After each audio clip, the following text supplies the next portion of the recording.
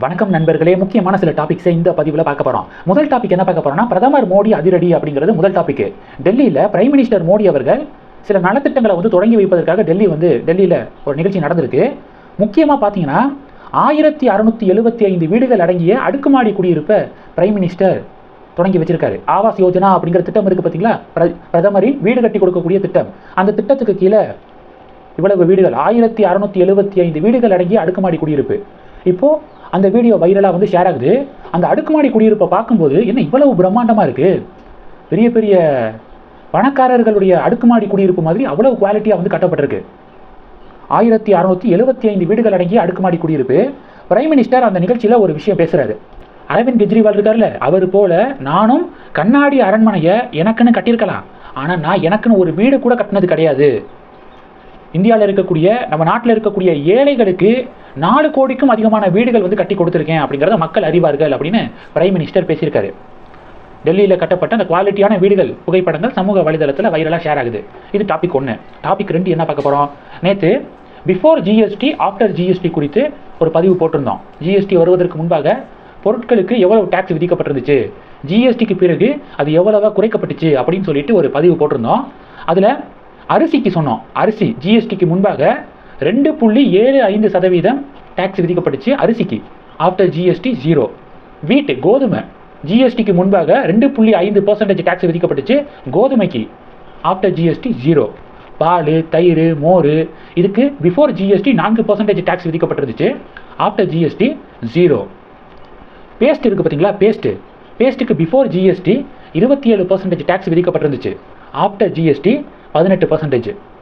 TV, washing machine, fridge, fan, air cooler இதுக்கெல்லாம் before GST 31.3% tax விதிக்கப்பட்டிருந்துச்சு, after GST அது 18%ஆக குறைக்கப்பட்டிருக்கு. இதெல்லாம் நம்ம நேற்று சொல்லியிருந்தோம். இப்போ இந்த பதிவில் எக்ஸ்ட்ரா ஒரு 3 பொருட்களுக்கு ஜிஎஸ்டிக்கு முன்பாக டேக்ஸ் எவ்வளோ விதிக்கப்பட்டிருந்துச்சு, ஆஃப்டர் ஜிஎஸ்டி டேக்ஸ் எவ்வளோ விதிக்கப்படுது அப்படிங்கிறத பார்த்துடலாம். ஒன்று செல்ஃபோன், நம்ம மொபைல் ஃபோன் இருக்குது பார்த்தீங்களா, ஜிஎஸ்டி வருவதற்கு முன்பாக 18% 25 விழுக்காடு டேக்ஸ் விதிக்கப்பட்டுச்சு. ஃபோனை பொறுத்து என்ன பிராண்டு வாங்குகிறோம், எவ்வளோ விலைக்கு வாங்குகிறோம் இதை பொறுத்து 18% 25 விழுக்காடு டேக்ஸ் விதிக்கப்பட்டிருந்துச்சு பிஃபோர் ஜிஎஸ்டி. ஆனால் இப்போ பார்த்தீங்கன்னா அது 12%ஆக குறைக்கப்பட்டிருக்கு. எல்லா ஃபோனுக்கும் 12% டேக்ஸு. அடுத்து ஃபர்னிச்சர் ஐட்டம்லாம் இருக்குது பார்த்தீங்களா, ஜிஎஸ்டி வருவதற்கு முன்பாக 25% 31% டேக்ஸ் விதிக்கப்பட்டிருந்துச்சு, இப்போது 18%. எல்லா ஃபர்னிச்சர் ஐட்டத்துக்கும் 18% டேக்ஸு. ஆனால் முன்னாடி 25% 31%. கேஸ் ஸ்டவ் இருக்குது பார்த்தீங்களா, அதுக்கு முன்னாடி 21% டேக்ஸ் விதிக்கப்பட்டுச்சு, இப்போ 18%. அப்போ இதிலிருந்து என்ன தெரியுது, ஜிஎஸ்டி வருவதற்கு முன்பாக வெவ்வேறு பேரில் கண்ணா பின்னான டேக்ஸ் லாபம் இருந்துச்சு. இப்போ என்ன தெரியுமா பண்ணியிருக்காங்க, ஜிஎஸ்டி அப்படிங்கிற பேரில் மற்ற பேர்களில் விதிக்கப்பட்ட டேக்ஸ் எல்லாத்தையும் ஒருங்கிணைத்து ஜிஎஸ்டி வரம்புக்குள்ளே கொண்டு வராங்க. ஒரு ஃபிக்ஸடு டேக்ஸ் ஸ்லாபை அமைக்கிறாங்க.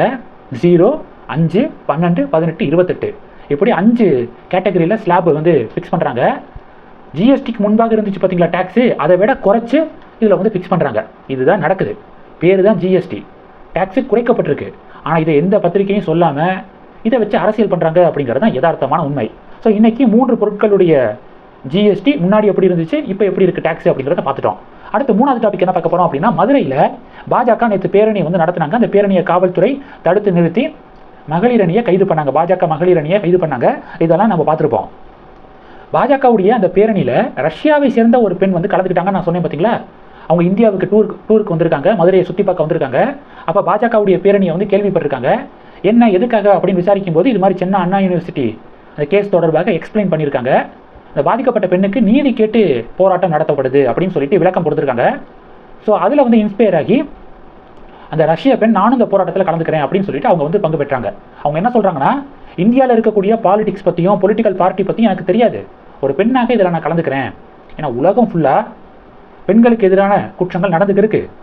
ஸோ அதை எதிர்த்து போராடுற இந்த நிகழ்வில் நான் பார்ட்டிசிபேட் பண்ணுறேன் அப்படின்னு ரஷ்ய பெண்ணு ஒரு விளக்கம் கொடுக்குறாங்க.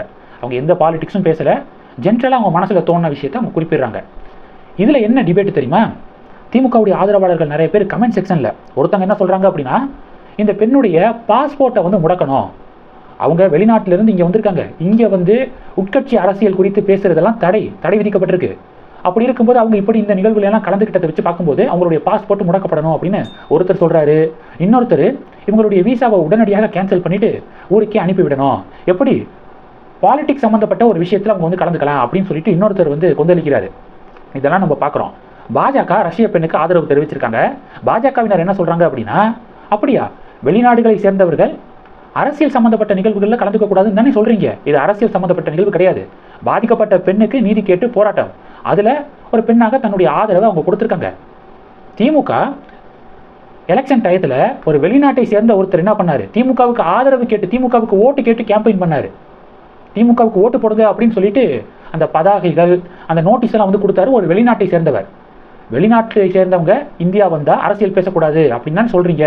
அப்புறம் எதுக்காக அப்போ மட்டும் இதை ஃபிளாஷ் நியூஸ்ல ஏதோ பெருமையா போட்டுக்கிட்டீங்களே சன் நியூஸ் எல்லாம், என்ன காரணம் அப்படின்னு சொல்லிட்டு பாஜக செக்க வைக்கிறாங்க.